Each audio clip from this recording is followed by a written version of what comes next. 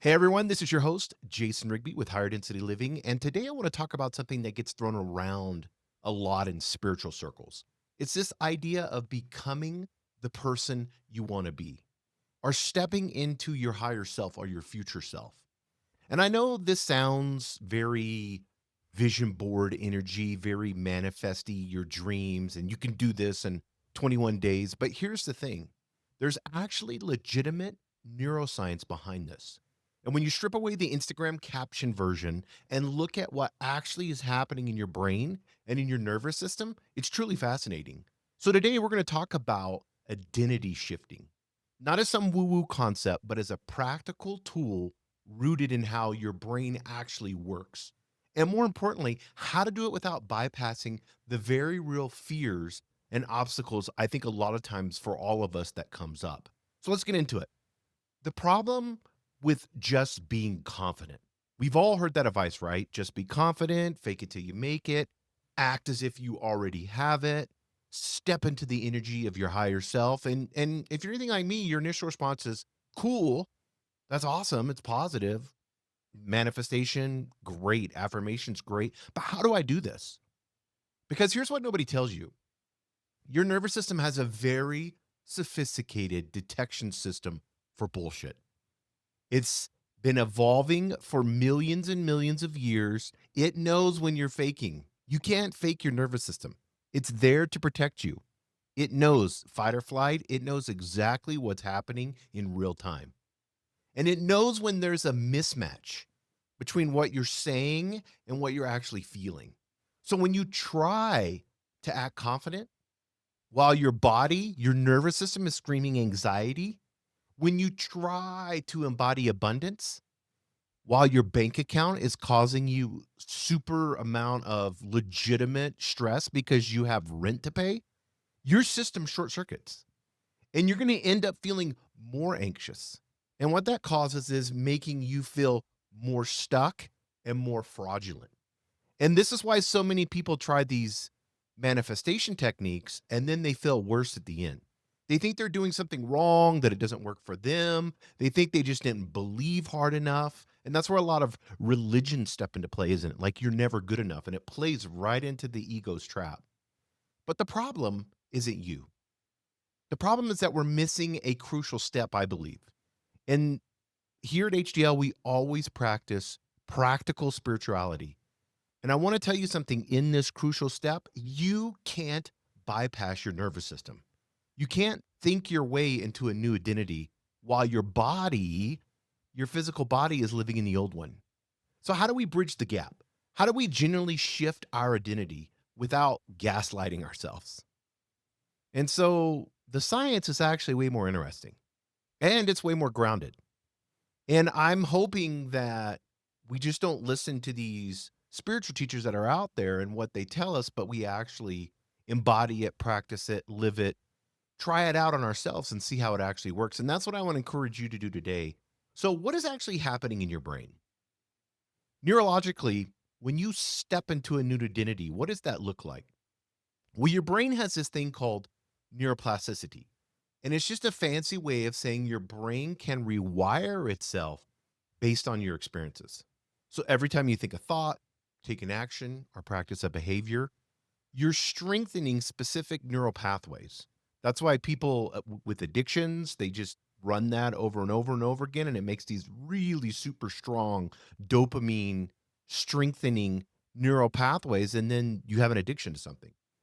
Think of it like walking through a forest. The first time, it's hard, isn't it?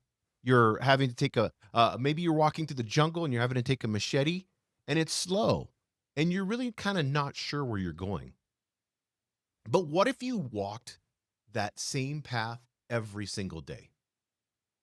You know what would happen? Eventually you'd create a trail, wouldn't it? Then from a trail, you would make a path. Then after a path, there would be a road. And your brain works the same way.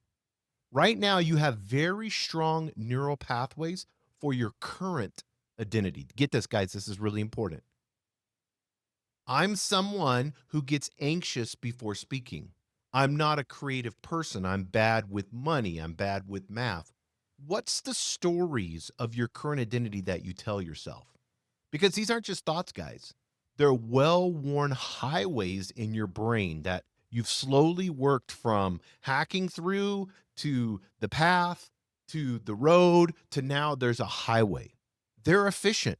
Your brain likes efficiency. It has to operate that way. There's only so much limited energy, and the brain is like a computer, and there's only so much limited energy that we could do. We hear about AI, don't we?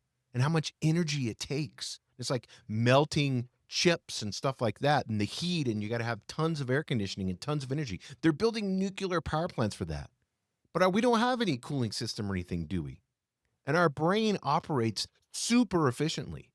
So when we try to suddenly be different, you're essentially trying to bushwhack a new path while you have this massive superhighway that already exists. Here's my old identity. I'm used to that. It's efficient. Here's what we do. This is how we do it. I don't want to go through this new path, this new hard way. We have a perfectly good highway right here. So your ego's like, we have a great highway. It's you're alive. Congratulations, Jason. Let's keep on this highway. So this is why willpower doesn't work. This is why positive affirmations alone don't work. You have to actually build the new pathway. And here's the key: you build it through experience, not just thought. This is where the manifestation world gets it right, kind of, when they say act as if. What they're pointing to is this: you need to give your brain evidence of the new identity. You need to create new experiences that your nervous system can reference. But this is crucial. It has to feel safe enough to your system that you actually can do it. So, how do we do this? The bridge between who you are and who this new identity, who we want to become. Here's the practice that actually works. And it's way more detailed than just act confident. It's what I call identity rehearsal. And the key word here is rehearsal. When an actor prepares for a role, we all have favorite actresses and actors that we love. They don't just show up on set, do they? They're not just showing up and being confident. They rehearse. They try things out in a low stakes environment. They practice the walk, the voice, the energy over and over until their body knows it. And you can do the same thing with identity you're growing into. And here's how. Step one: if you're writing this down, I encourage you to write this down. Step one: find the low stakes practice ground. This is where the just for fun approach is actually genius. When you remove the pressure of it counting, you give your nervous system permission to have fun and experiment. Want to be someone who creates a ton of content online? Film videos that you promise your brain that you will never post. After you film it, you watch it, and then you say, I promise myself I will delete, and you delete it. That creates safety in the brain. Your nervous system can handle this experiment. If you want to be a writer, write posts you don't publish. Practice the identity, the new identity without the stakes. Want to be someone who's comfortable with money? Practice making financial decisions as if you already had wealth. Not by spending money you don't have, but by asking yourself, how would the version of me who's financially secure approach this decision? I did this.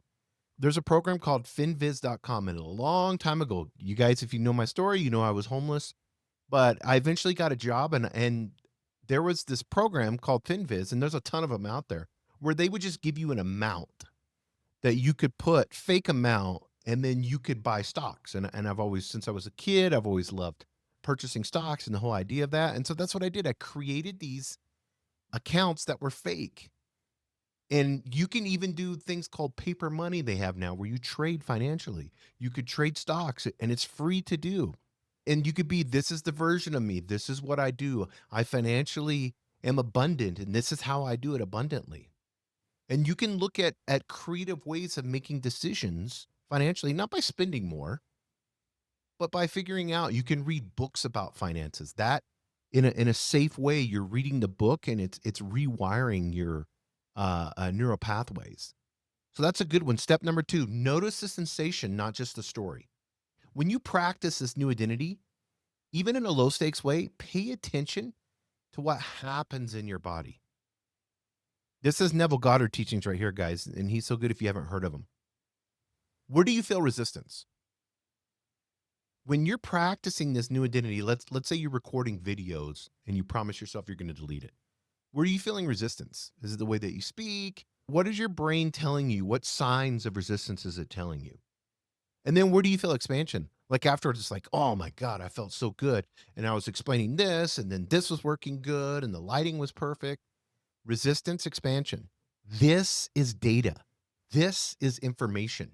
Your body is showing you where the old neural pathway is pulling you back and where the new ones are trying to emerge. So get that, guys. If you're getting resistance, you know you're stepping into it wants to go back on the highway. If you're getting whether you're feeling light or feeling energies as you're stepping slowly into your higher self, these are the neural pathways that are beginning to make that they're beginning to hack through the jungle and make the pathway. And those are the ones that feeling, that emotion, that's what you can push through. Don't judge it, just push through it. Just notice it, accept it, give loving acceptance to it. Love that. Just love it. Anything that happens in your life, you should just love it, right? Step 3, build evidence gradually. Every single time you practice the new identity, even if it's just for fun, no stakes. It's like playing Monopoly with Monopoly money. You're laying down the new neural pathway. You're giving your nervous system evidence that says, oh, wow, we can be this new Jason. And then it's going to eventually say, we have been this, we've done this. And over time, not overnight, but over time, the new pathways become stronger and it becomes easier and it becomes who you are. It's like you remember the first job you ever had or the second job, whichever one was the hardest, the first or second one. And you're like, this is going to be impossible. I can't do this. Maybe you were a waiter or waitress or bartender, whatever it may that be. It's like, I can't remember all this. I can't do any of this. What happened a month, 2, 3 months, 6 months later? You established those new neural pathways, didn't you? You didn't have to think about it. You just show up at work. It's kind of boring now, right? This is how new identity shifts. It's not through force. It's not through fake it till you make it bravado. It's through consistent embodied practices that your system can gradually adapt to. Let's see, we're going to close in this. The spiritual meets the scientific. Now, here's where this gets really interesting from a spiritual perspective. A lot of manifestation teachings talk about matching the frequency or what you want to become. And I used to think that this was like fluffy, language with people that are privileged and they can just sit around and wear the hemp clothing and go on and talk about this. But here's what I've realized. Your nervous system state is your frequency.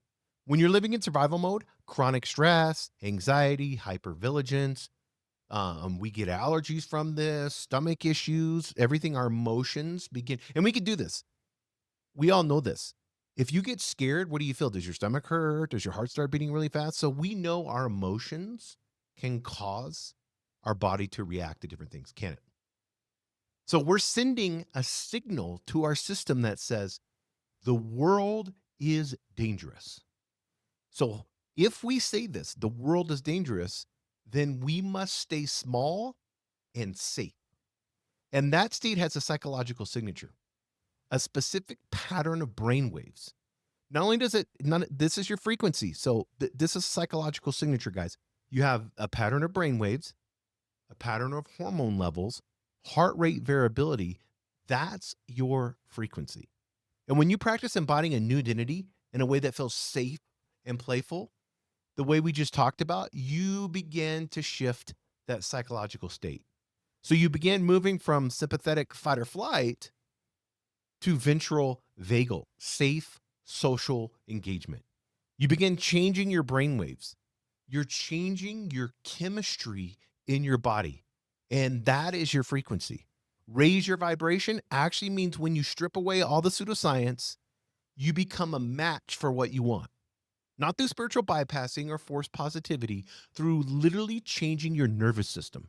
You change that state by giving yourself new, safe experiences of being that person. This is where I believe ancient wisdom and modern neuroscience converge. And the yogis have been talking about this for thousands of years, haven't they? They just didn't have MRI machines to prove it.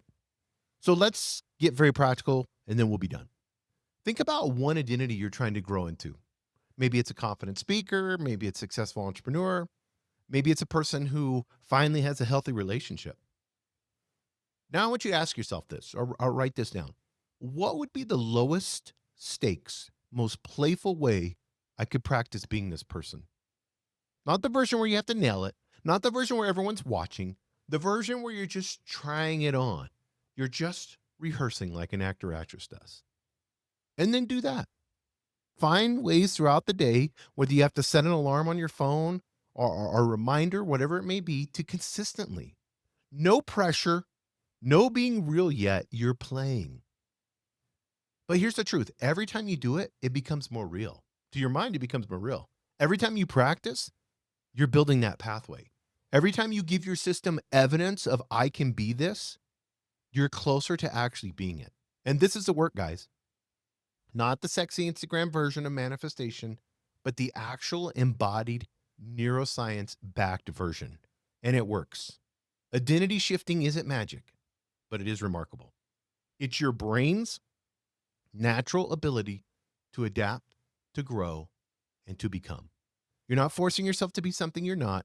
You're rehearsing something that you are becoming. So, wherever you are in your journey, wherever it may be, whatever identity you've grown into, remember, you don't have to nail it today. All you have to do is practice and have fun, play. We forget about that as we get older, don't we? Consistently, with compassion, play. And that's how transformation actually happens. Guys, if this landed for you, share it with someone who needs to hear it. And if you want to go deeper, we've got a ton on the website, hdlpodcast.com, higherdensityLiving.com. I encourage you guys, keep questioning, keep embodying, and remember, there's no guru required because you are it. Peace.